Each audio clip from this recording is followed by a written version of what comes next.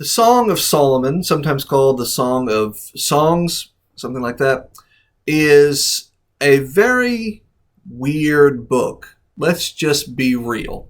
It is a love book. It is a book of romance. It is a love letter, in a matter of speaking, between Solomon and his bride, and in fact her to him in reverse as well.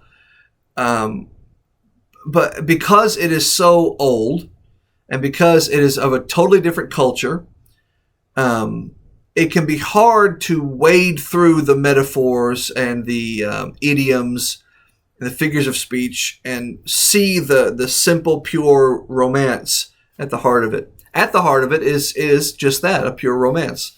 And it is commendable, and it is imitable, but it is also really weirdly written from our perspective. So all things are in perspective, and everything's relative.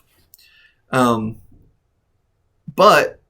because of that, it can be hard to find Jesus in the book of Song of Solomon. But the way people tend to do it is they say, well, Jesus is the husband and the church is the bride.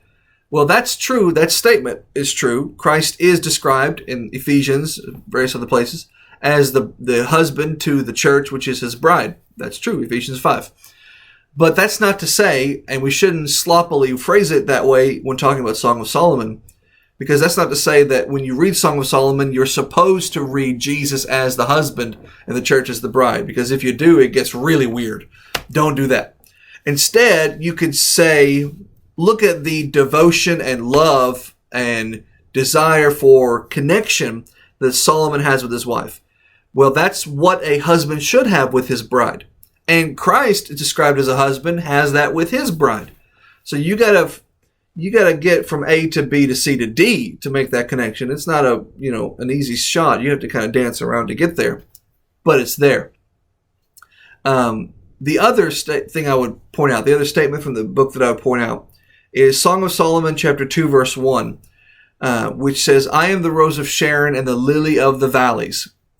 We have a song, a hymn that we sing called Lily of the Valley.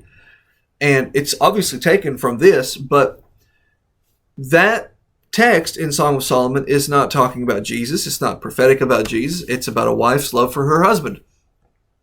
Nevertheless, it's okay for us to take that and lift it and say, look, if this is an expression to describe a beautiful bride, or describe someone that you love in a fair and pleasant way, then why can't we attribute it to Jesus? We attribute other kinds of phraseology to Christ. We call him gentle and loving, and we talk about wanting to lean on him and lean on the bosom of his breast, as John does, basically a side hug in the Last Supper. So we can attribute that kind of phraseology and imagery to Christ. Why not this too?